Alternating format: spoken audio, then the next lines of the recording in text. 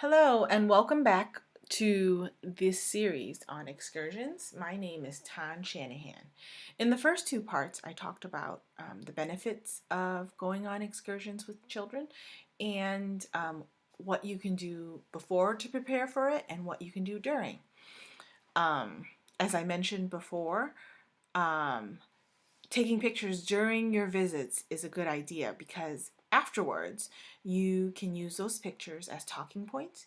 You can use them to do some extension activities, um, and you can revisit your experience talking about what where you went and what you did and what we saw.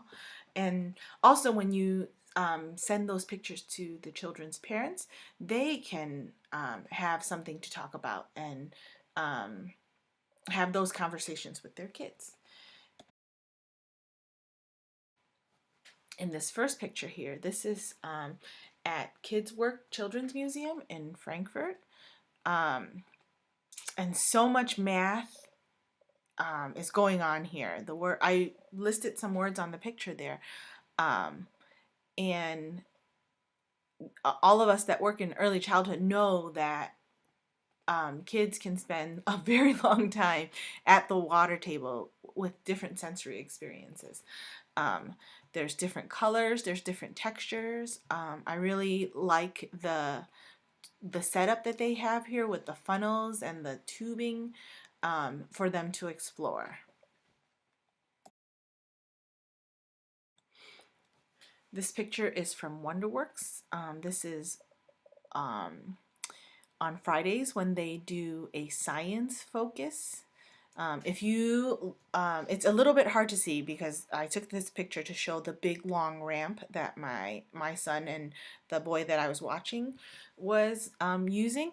But there's the train table to the left, and then there's a couple Hot Wheels to the right with different tracks for that the cars go on. So.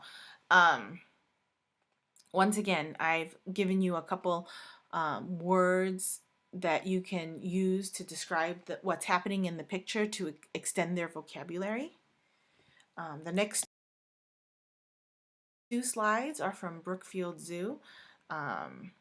We every chance every chance we can, we take a ride on the merry-go-round. So they can talk about what animal they wanted to ride on, what animal they ended up riding on, going up and down, and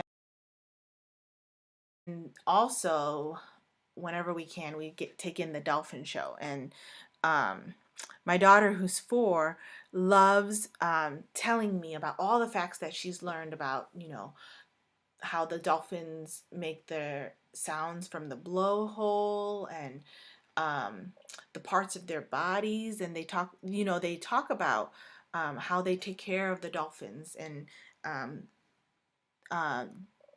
the one thing that we hear a lot about is how they draw blood from the tail fin. So it's great that these big words are coming out of little mouths. This picture is from our local library. We have a turtle at the library, and the kids that day got to watch them feed the turtle. So we visit Shelly every time. Shelly is a big hit as soon as we walk out the elevator doors. The kids say hi to her, and the little boy that I was watching, actually, that was his favorite thing about the library. He talked about the turtle, and he liked it so much he actually wanted a turtle in his own home. Here is another experience at Brookfield Zoo. They have a room where there are hundreds and hundreds of parakeets that fly back and forth, and you can buy a stick with food on there and feed the birds. So it's a pretty great experience for kids to have. And then finally, this last slide is from the DuPage Children's Museum.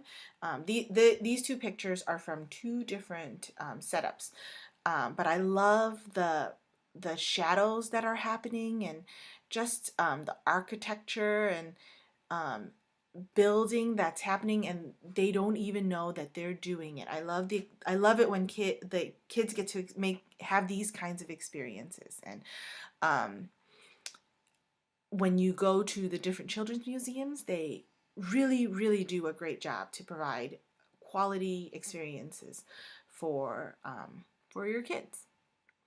Thank you for joining me for this series. I hope that you feel more confident to take your children out to different excursions as well.